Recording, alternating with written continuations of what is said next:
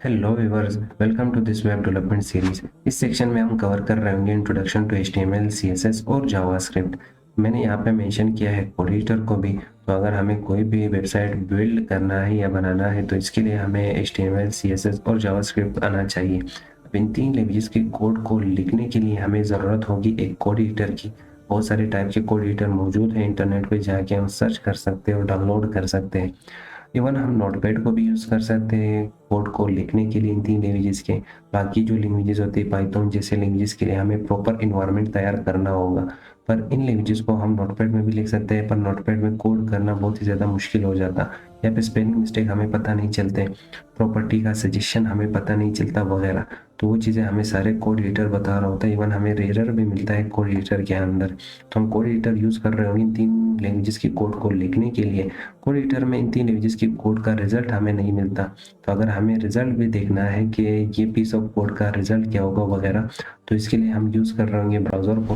बहुत सारे टाइप के ब्राउज़र मौजूद हैं, आप ओपेरा यूज़ कर सकते हो, माइक्रोसॉफ्ट एज यूज़ कर सकते हो, गूगल क्रोम यूज़ कर सकते हो वगैरह। हम यूज़ कर रहे होंगे गूगल क्रोम को। तो गूगल क्रोम को पता होता है इन तीन लैंग्वेजेस की प्रॉपर्टीज़ और कोड्स के हवाले से कि ये पीस ऑफ कोड किस चीज़ को डिफाइन कर रहा है वगैरह। तो हम यूज़ कर रहे होंगे ब्राउज़र को रिजल्ट देखने के लिए, और कोड लिखने के लिए हम यूज़ कर रहे होंगे कोड एडिटर को। तो यहाँ पे रिक्वायरमेंट्स हमें पता चल गए कि कौन से रिक्वायरमेंट्स होंगे किसी भी वेबसाइट को बिल्ड करते वक्त। अब हमें यहाँ पे ये देखना है कि इन तीन लैंग्वेजेस का रोल क्या होता है किसी भी वेबसाइट में। तो यहाँ पे एक ह्यूमन एनालॉजी के साथ मैंने इसे कंपेयर किया है। जैसे कि अगर हमें इंसान बनाना है तो इंसान का सबसे पहले स्ट्रक्चर तैयार करते हैं। स्ट्रक्चर में हम बता रहे होते हैं कि एक हेड होगा, दो हाथ होंगे, दो पैर होगा और बॉडी होगा। इस तरह इंसान का स्ट्रक्चर तैयार हो जाता है। अब स्ट्रक्चर यहाँ पे या जो स्केलेटन हमने यहाँ पे बनाया है इंसान का, ये खूबसूरत नहीं होता। इस स्ट्रक्चर को या इस स्केलेटन को खूबसूरत करने के लिए हम यूज़ कर रहे होंगे इस पे स्किन। तो हम इसे स्किन के थ्रू कवर कर रहे होंगे।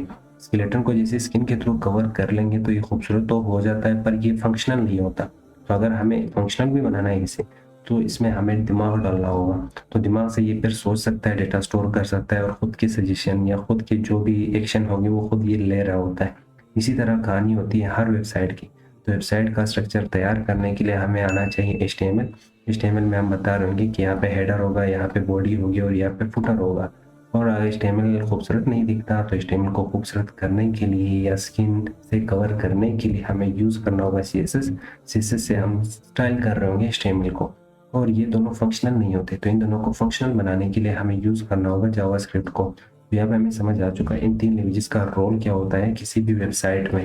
अब यहाँ पे जो जावास्क्रिप्ट है, जावास्क्रिप्ट के थ्रू हम डेटा को स्टोर नहीं कर सकते। तो अगर हमें अपने वेबसाइट से डेटा को भी स्टोर करवाना है तो इसके लिए हमें यूज़ करना होगा या हमें बनाना होगा एक डेटाबेस को। ये हम लेटर ऑन दिस कोर्स हम पढ़ रहे होंगे। इन तीन लैंग्वेजेस का रोल तो हमें समझ आ गया कि वेबसाइट में इन तीन लैंग्वेजेस का रोल क्या होता है। अब ये समझते हैं कि इन तीन लैंग्वेजेस को जो भी कोड होगा या पीस ऑफ कोड जो हम लिख रहे होंगे उनको कैसे सेव किया जाता, या उसके लिए कौन से स्टेप्स होंगे जो कि हमें फॉलो करना है। सबसे पहले देखते हैं इनका फुल फॉर्म कि इनका फुल फॉर्म क्या है। तो जाते हैं यहाँ पे डेफिनेशन की तरफ। तो HTML stands for hyper text markup language की। ये एक मार्किंग लैंग्वेज है जिसके थ्रू हम मार्किंग कर सकते हैं, बता सकते हैं कि ये चीज़ें हमें रिक्वायर्ड होंगी या ज़रूरत होगी इन चीज़ों की किसी भी वेबसाइट के ऊपर।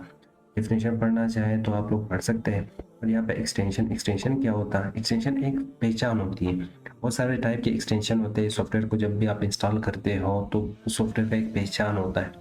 इसी तरह अगर हम कोई भी लैंग्वेज लिखते हैं तो हर लैंग्वेज का एक पहचान होता है कंप्यूटर को बताने के लिए कि ये फाइल अगर .html है तो मतलब इस फाइल का पहचान HTML के हवाले से। इस फाइल का नाम अगर हम बताना चाहते हैं कि ये जो फाइल होगा ये HTML का है तो इसके लास्ट में हम पुट कर रहे होंगे .html। तो HTML से ये सिर्फ और सिर्फ HTML का फाइल बनेगा। तो इसी तरह हम चीज़ों को सेपरेट कर रहे होते हैं एक एक्सटेंशन के थ्रू। तो अगर हम कोड एडिटर के अंदर बहुत सारे टाइप की लैंग्वेजेस तो लिख सकते हैं, पर हर लैंग्वेज का पहचान बताना होगा कि .html मतलब ये HTML का फाइल है। .html भी हम लिख सकते हैं पर ये रिकमेंडेड नहीं रहता, बेहतर ये रहेगा कि हम .html यूज़ कर लेते हैं। और यहाँ पे अगर आपको फाइल सेव करना है तो फाइल की स्टार्टिंग में कुछ भी पुट कर ले, पर बाद में लास्ट में बिना स्पेस के आप .html डायरेक्ट पुट कर रहे होंगे इसी फाइल के नाम के साथ। जब आप इस फाइल पे डबल क्लिक करके ओपन करोगे तो ये डायरेक्ट ओपन हो जाएगा गूगल क्रोम के अंदर या किसी भी ब्राउज़र के अंदर।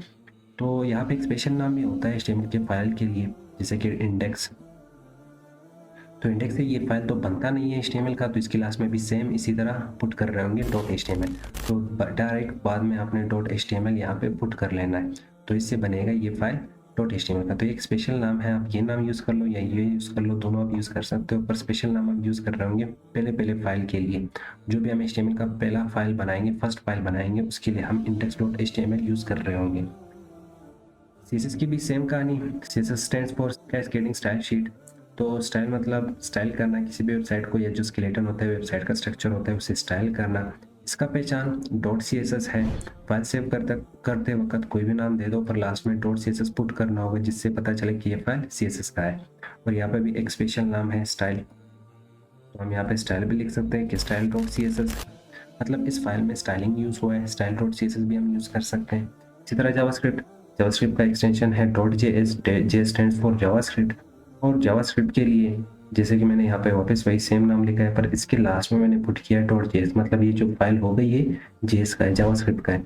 यहाँ पे भी एक स्पेशल नाम है स्क्रिप्ट। हम स्पेशल नाम जावास्क्रिप्ट के लिए यूज कर सकते हैं स्क्रिप्ट, पर स्क्रिप्ट के लास्ट में हम पुट कर रहे होंगे डॉट JS, मतलब ये फाइल एक्सटेंशन की स्क्रिप्ट का जो फाइल टाइप है वो डॉट JS। तो ये कुछ पहचान बने इन 3 लैंग्वेजेस का। और यहाँ पे हमने यूनिक नाम या जो स्पेशल नाम थे इनका वो भी देख लिया। इस सेक्शन में इतना ही, आगे हम नेक्स्ट सेक्शन में कवर कर रहे होंगे।